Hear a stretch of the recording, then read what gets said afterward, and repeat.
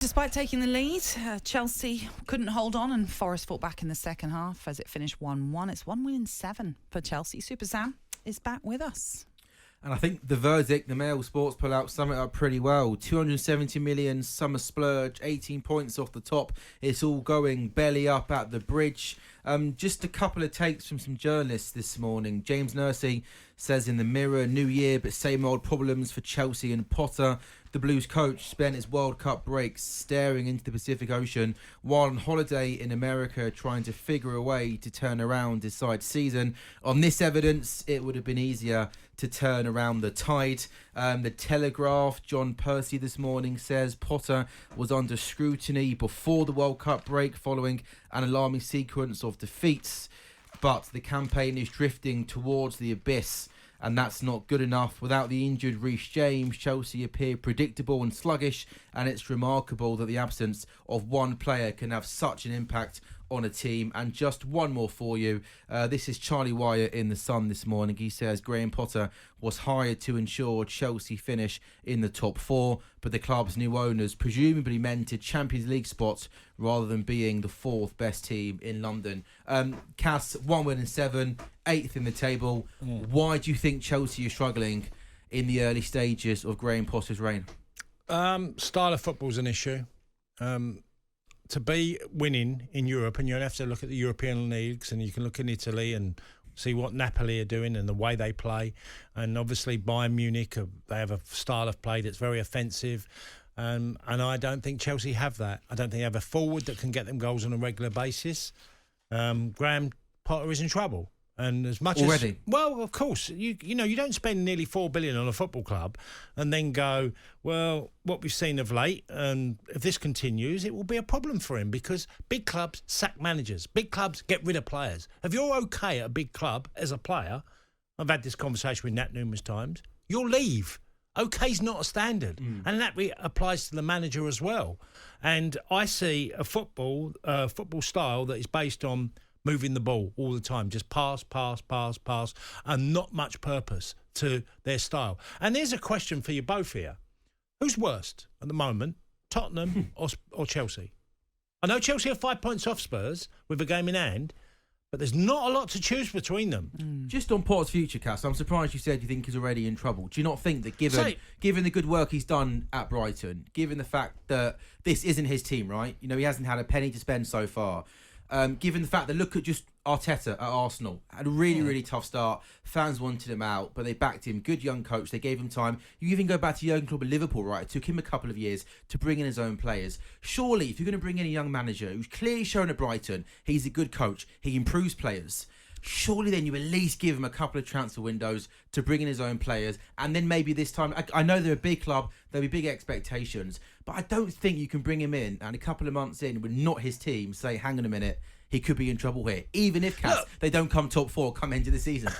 Sam, it sounds really nice to say all them things, and I was delighted that Graham Potter was given the chance to manage Chelsea.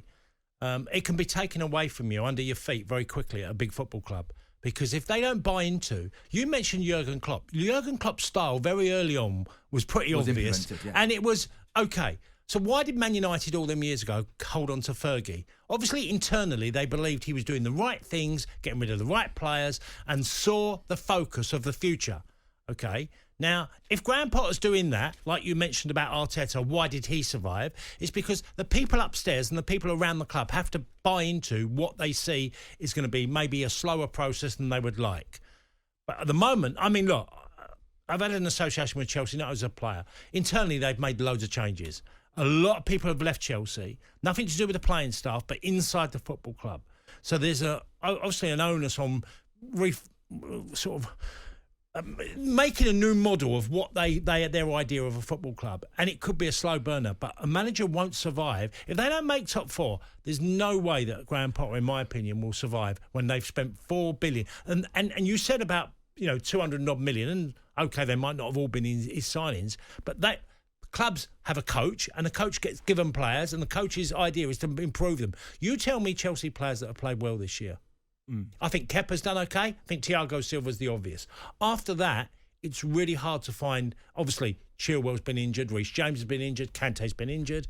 but it's hard to find Chelsea players that have played to the standard of what's expected. They're all internationals at the highest level. What do you think, Nat, then? Looking on Chelsea, do you think that that's fair game? As Cass said, you've got to improve players. They don't come top 4, tough luck. Or are you more maybe of down, my wavelength, that this is a young coach who perhaps might need a bit more time to bring in his own players? I think I like the romantic element of where you're going with that. Of course I do, because I do agree with you. I think, how can anyone really imprint anything in a relatively short space of time? We've had the World Cup break, let's not forget. So he's not had months and months and months of being the Chelsea boss. But that being said, he had the World Cup break to kind of work out where it wasn't going right towards the end of that first part of the season, because we know, 5 games they didn't win before the World Cup break. So he's had time to work it out. And you would have thought coming into this new part of the season that we'd have maybe seen a fresher Chelsea, a Chelsea that was maybe front-footed more, because that's what we would expect from a side wanting to compete in the top 4. I do also agree, though, with Cass in the sense that a new owner who spent a lot of money to buy this club is going to expect results, ultimately. And top 4 is people say, Arsene Wenger used to say it's a trophy in itself. You earn a lot of money by getting into the top 4. Of course you do.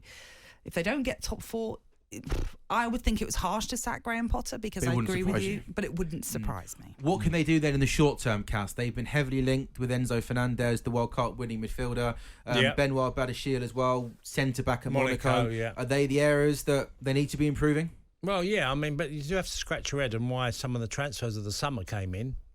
Koulibaly, who spent most of the afternoon chasing the boy. Awoniyi. Yeah. Is it Awoniyi? Awoniyi, that's it. He really struggled, didn't he? Taiwo Awoniyi. He was chasing him 3 or 4 times in the game, sitting in the back of his shirt, and it's a weird one. Chelsea have got massive challenges, and Tom Roddy, who writes for the Times, has done articles about an ageing back 4 and speaks, and he was open in the summer that Thomas Tuchel was under pressure because of the structure of the football club and the way they saw new ideas. Now, they have to be a side that are going to convince the owners that going into next season, OK, we have these new additions, but we have a style that is going to be for success. And I really believe the laws of the game means you have to play a very adventurous style, because Europe is dominated by it. You have to have that style of football to be winners. Again, like we said with Villa, we should give credit to Forest, and they turned that game around at the City Ground yesterday. I thought they deserved to win. Forest. They were excellent. I thought they were the better team. And as Steve Cooper said, it was all about being aggressive in that second half, having been far too passive in the first 45 minutes. A very different Forest side we'd seen. And at the City Ground, actually, it's not been an easy place for a lot of teams to go to. We've seen Liverpool, we've seen Palace lose there, for example. Even West Ham earlier on in the season as well. So credit to Forest in making it difficult for Chelsea. I'm sure there'll be plenty more analysis of the Chelsea situation to come. talkSPORT Breakfast, waking you up Monday to Friday morning from 6 a.m. on AM, on DAB, via the talkSPORT app and on your smart speaker. talkSPORT.